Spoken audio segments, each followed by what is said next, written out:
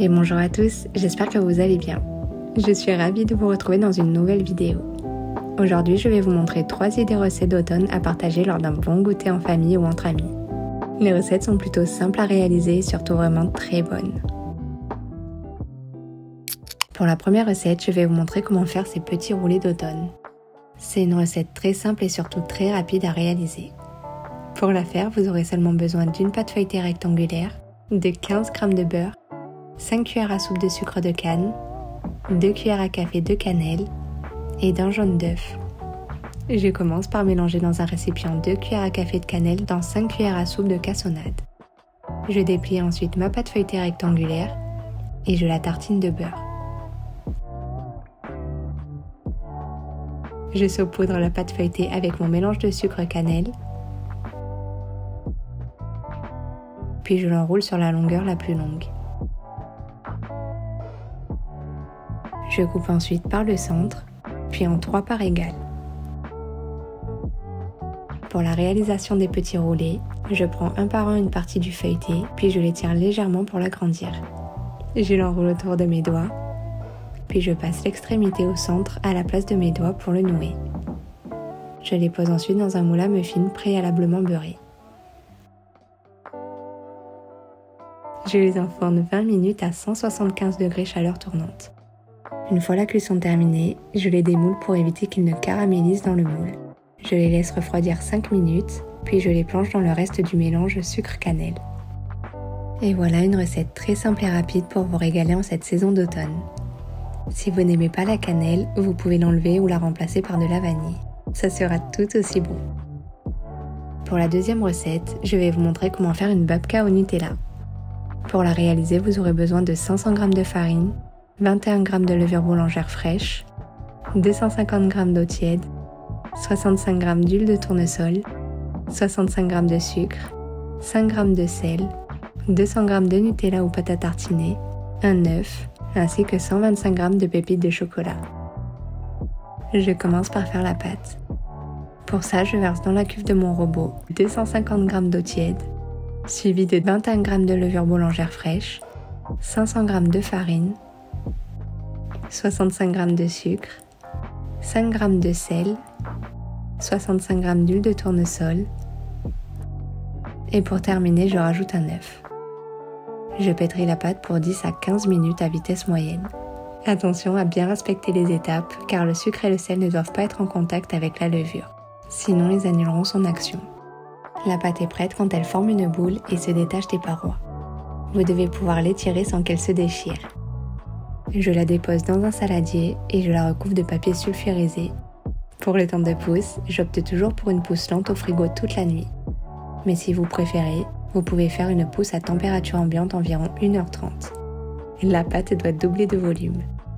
Après la première pousse, je dégaze la pâte, puis je divise la pâte soit en 2, soit en 3 boules de même poids.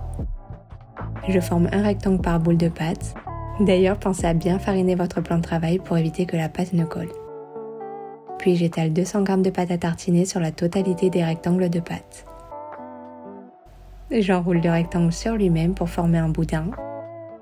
Puis je coupe le boudin en 2 sur la longueur. Attention à ne pas découper une des extrémités. Je réalise une torsade avec les 2 brins de pâte. Vous devez passer un brin sur l'autre en alternant. Puis je l'enroule sur elle-même en la déposant sur une plaque recouverte de papier cuisson. Je laisse pousser à nouveau environ 1h30. Avant d'enfourner, je dore les babkas avec le mélange d'œufs et de lait. Puis je parsème de 125 g de pépites de chocolat. Il ne me reste plus qu'à les cuire entre 20 et 25 minutes à 180 degrés. Et voilà les babkas terminés. Une excellente recette à partager lors d'un goûter entre amis ou en famille. À la sortie du four, laissez la brioche refroidir quelques instants avant la dégustation. Passons à la toute dernière recette qui sont tout simplement des petites brioches aux pommes caramélisées. Pour les réaliser, vous aurez besoin de 500 g de farine, 5 g de sel, 90 g de sucre, un sachet de sucre vanillé. Vous aurez également besoin de 18 g de levure boulangère fraîche, 200 g de lait, 3 jaunes d'œufs, un demi-citron, ainsi que 25 g de beurre mou. Pour la garniture aux pommes, vous devez prendre 40 g de sucre cassonade, 6 pommes moyennes ainsi que 100 g de noix de pécan. Je commence par prendre un demi-citron jaune, puis je râpe le zeste et récupère le jus du citron. Pour la préparation de la pâte à brioche, je mets dans un grand saladier ou bol du robot 200 g de lait, suivi de 18 g de levure boulangère fraîche. Je complète avec 500 g de farine, 5 g de sel, 90 g de sucre et 3 jaunes d'œufs. Je pétris ensuite pour 5 minutes. Je rajoute 125 g de beurre mou, un quart du zeste de citron et le sucre vanillé. Je pétris à nouveau pour 10 minutes. La pâte doit être souple, bien lisse, élastique et légèrement collante au toucher, comme un effet scotch. Je la mets en boule dans un saladier légèrement huilé, puis je la couvre d'un film alimentaire. Pour le temps de repos, je la place toute une nuit dans le frigo, sinon laissez lever environ 1h30 à température ambiante. Pendant ce temps, j'en profite pour faire la préparation de la garniture. Je commence par réaliser la compote. Pour ça, je paie les coupes 3 pommes golden, puis je les place soit dans une casserole, soit dans mon robot cuiseur. Je rajoute 1 cuillère à café d'extrait de vanille, un peu de cannelle, c'est d'ailleurs optionnel, puis 15 g d'eau. Je passe en cuisson à 90 degrés pour 10 minutes.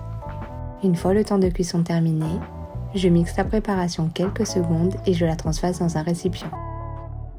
Je prépare ensuite mes pommes caramélisées. Pour ça, je paie les coupes 4 pommes en petits cubes. Dans une grande sauteuse, je fais fondre 20 g de beurre, puis je rajoute les pommes. Je fais revenir en mélangeant 1 à 2 minutes, puis je verse 40 g de cassonade. Je mélange à nouveau et je laisse caraméliser pendant 2 minutes environ sur feu moyen vif. J'ajoute un quart du zeste de citron ainsi qu'un demi-jus de citron. Puis je continue la cuisson pendant 5 à 6 minutes en mélangeant régulièrement. Lorsque les pommes sont bien colorées et fondantes, je termine en ajoutant 1 cuillère à soupe de sirop d'érable. Je mélange et je retire ma préparation du feu. Je réserve 250 g de la préparation et j'écrase grossièrement le reste des morceaux de pommes. Je sors la pâte du réfrigérateur et je l'étale sur le plan de travail légèrement fariné. Je forme un rectangle d'environ 35 à 40 cm. J'étale la compote sur toute la surface, puis je répartis les pommes caramélisées écrasées sur la pâte. Je laisse un bord de 1 à 2 cm sur le côté long supérieur. Je mixe 50 g de noix de pécan grossièrement, puis je parsème avec les 2 tiers des noix de pécan hachées. Je replie vers le centre 2 tiers inférieur de la pâte, puis je rabats par-dessus le reste de la pâte. Je pince légèrement les bords pour fermer, puis j'écrase délicatement la pâte au rouleau de manière à avoir un rectangle de pâte d'environ 15 cm de haut sur 40 cm de large. Je la passe au congélateur une quinzaine de minutes, puis avec une roulette à pizza, je coupe des bandes d'environ 3 cm de large. Je les prends une par une et je les étire délicatement. Je crée des torsades avec chacune des bandes et je les enroule en spirale. Je bloque l'extrémité en dessous pour que la spirale ne s'ouvre pas lors de la cuisson. Je les dépose au fur et à mesure sur une plaque recouverte de papier cuisson et je laisse pousser à nouveau pendant 1 heure. Les brioches doivent gonfler sans doubler de volume. Une fois le temps de repos terminé, je plonge le fond d'une verrine dans de la farine, puis j'appuie fermement au centre de chacune des brioches. Je dépose un peu de pommes caramélisées, puis je badigeonne d'un jaune d'œuf mes brioches. Je parsème ensuite avec le reste de noix de pécan concassées.